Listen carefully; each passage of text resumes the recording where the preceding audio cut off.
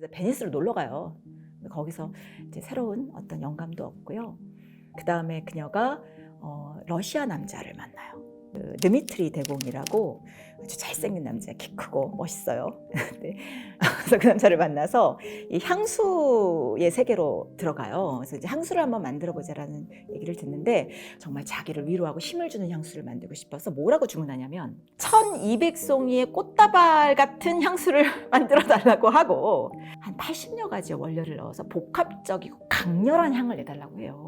전 세계에 좋은 향은 다 넣었다고 합니다. 자기 사랑했던 연인과의 기억이 있는 파리의 장미, 또 그라스의 자스민, 하여튼간 다 이렇게 돌아다니면서 이제 가장 좋은 원료를 써서 만든 게 샤넬 넘버 5입니다.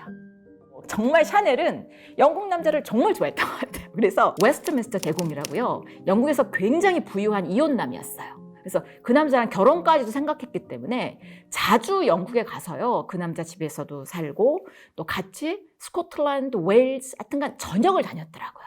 그녀가 미국 여행에서 돌아와서 계속 미국 시장에 관심이 많았던 것 같아요. 그래서 그 미국에서 홍보 전문가로 일하던 그 프랑스 남자를 알게 돼요. 그 이름이 폴 이리브인데요. 그 남성과 연인 관계가 되면서 가끔씩 이제 일하다 스트레스 받으면 쉬고 싶잖아요. 그래서 이제 휴양 도시 그 리비에라에 있는 자신의 별장에 가요. 근데 정말 저는 그녀가 너무 안 됐어요. 그 사랑했던 그 남자가 그 별장에서 테니스를 치고 나오다가 갑자기 심장마비가 와서 쓰러져요. 그리고는 세상을 떠나요. 어머니의 죽음도 목격했죠. 사랑하는 연인의 죽음도 목격했죠. 그녀가 그 다음에는요, 모르핀 없이는 밤에 잠을 못 이룰 정도로 심리적인 고통을 받습니다. 그런데 설상가상 2차 세계대전이 터지죠. 그리고 믿었던, 정말 가족처럼 믿었던 이 샤넬 모드의 직원들이 또 파업을 합니다. 그러니까 여러 가지 지금 불행한 일들이 겹치는 거예요. 그래서 그녀가 결국은 사업을 접고요. 리츠 호텔에서 기거하면서 지냅니다. 근데 전쟁이 터지니까 더 아무 데도 갈 수도 없잖아요. 그래서 그 연하의 독일 남자와 독일 장교와 사랑에 빠져요. 근데 나중에 이제 프랑스 국민들이 이제 이 독일 남자를 사귄 것에 대해서 굉장히 말을 많이 하고 내통했다, 스파이였다, 이런 얘기를 해요.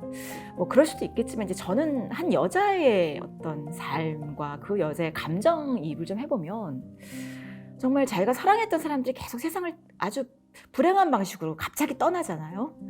그리고 사업도 문을 닫아야 했고 전쟁 중에 혼자 호텔에 있는데 키도 크고 아주 멋있는 독일 장교가 접근해 오면 저라도 의지하고 싶었을 것 같습니다. 그래서 근데 프랑스 사람들은 이제 프랑스와 독일이 이제 전쟁 중이었으니까 이제 그가 독일 장교였다는 것 때문에 그녀를 굉장히 미워한다. 사실 그녀는 그 전쟁을 빨리 좀 끝마치게 하려고 굉장히 나름 많은 노력을 해요.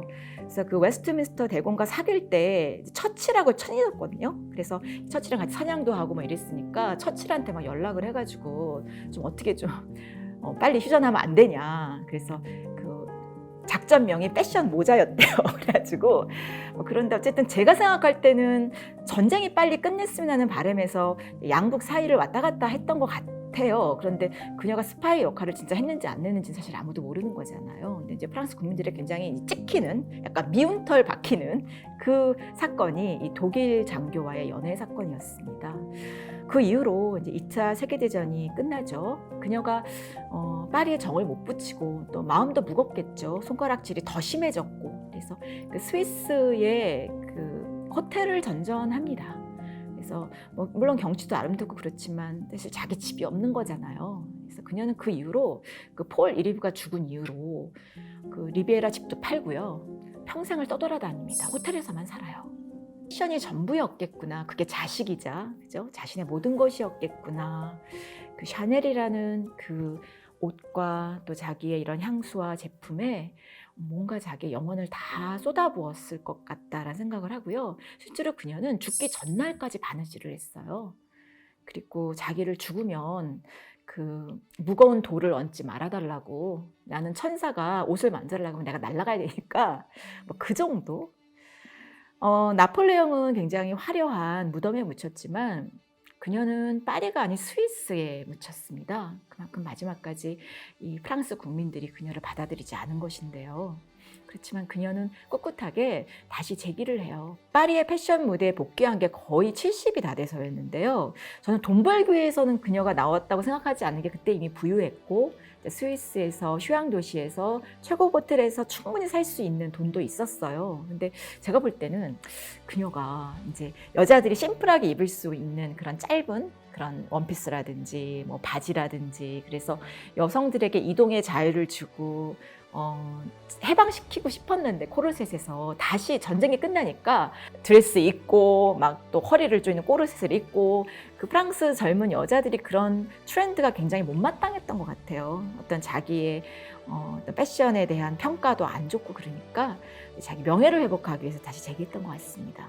근데 그녀가 프랑스 사람들이 자기를 안 받아들이던 걸 이미 간파했던 것 같아요. 그래서 미리 그녀는 사실은 이 광고나 뭐 어떤 제품의 프로모션을 프랑스보다는 미국에 중점을 둬요. 근데 옛날에 1930년대에 미국에 갔었잖아요. 그래서 그때 인맥들을 다 동원해가지고 정말 철저하게 준비해서 미국에서 큰 성공을 거둬요. 오히려 프랑스에서는 뭐 옛날 거 뭐 또 하냐? 뭐 이러면서 굉장히 약간 비웃는 분위기? 근데 미국에서는 정말 잘 돼요. 마릴린 monroe도 그랬잖아요. 뭐 나는 잘 때 샤넬 넘버 5 딱 하나만 걸치고 잔다. 그러니까 남자들이 얼마나 그 상상력 자극하는 멘트예요. 그래서 이것도 인기도 끌고 특히 2차 세계대전이 끝나고 이제 돌아가던 그 미국 병사들의 그 필수 아이템이 이 샤넬 넘버 5였다는 거예요. 왜냐하면 심플하고 이게 작잖아요. 그리고 럭셔리 하잖아요. 여자들이 싫어할 여자 있겠습니까? 그래서 그 미국에서 그녀의 상품들이 굉장히 유명했다는 거예요. 어떻게 보면은 그녀가 이제 여러 시련은 있었지만 이 프랑스라는 나라에서 사랑받지 못했기 때문에 늘 세계주를 펼치고 내 이 자식 같은 이 옷과 또 이런 향수가 어느 나라에서는 사랑받을까를 늘 고민했던 것 같아요. 그래서 미국에서 대박이 납니다. 그래서 이 샤넬 옷을 영부인도 입어요. 여러분 그 케네디 대통령의 영부인 제키라고 하죠. 그녀도 샤넬 옷을 되게 좋아했대요. 근데 댈러스에서 또 암살당하잖아요. 근데 그때 그 영부인이 입었던 것이 그 샤넬의 분홍색 트위드였거든요. 근데 이제 남편이 이제 죽으면서 흘린 피가 여기 묻어 있었대요. 근데 그거를 계속 그 여성이 입고 다니면서 증언하고 꿋꿋하게 우리는 그래도 굴복하지 않을 거라 그러고 근데 그게 전 세계 전파를 탄 거예요. 그러니까 또 야, 제키도 대단하다 하지만 야, 저 옷이 근데 너무 멋있다. 근데 이게 누구 옷이야? 프랑스 디자이너 샤넬 옷이래. 그래서 또 그게 또 굉장히 알려지는 계기가 됩니다. 그래서 이 샤넬의 옷은요, 지적이고 강인한 여성이 입는 옷, 그러면서 이동도 편하고, 그러면서 이제 우아한 옷. 그러니까 이제 완전히 거의 뭐 전 세계 전파를 타면서 이 샤넬의 옷도 또 이제 아시아나 전 세계에 알려지는 굉장히 큰 계기가 되거든요.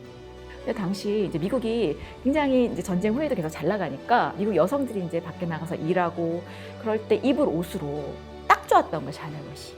사실 프랑스는요, 유럽에서도 여성의 참정권이 굉장히 늦게 얻어진 나라, 1944년도에 얻었으니까요. 그런데 뭐 핀란드라든지 영국은 굉장히 빨리 여성들이 그에 비해서는 참정권을 얻었거든요. 그래서 어떤 정치나 어떤 여성 인권의 측면에서 봤을 때는 프랑스는 약간 후진국일 수도 있습니다. 그러니까 모든 나라가 다 여성의 인권이 똑같지 않으니까요. 그런 불리한 조건에서 또 집안도 안 좋고 여러 가지 심리적인 상처도 많았는데 그녀는 늘 지도를 딱 펼치고 내가 어디 가야 상처를 회복할 수 있을까?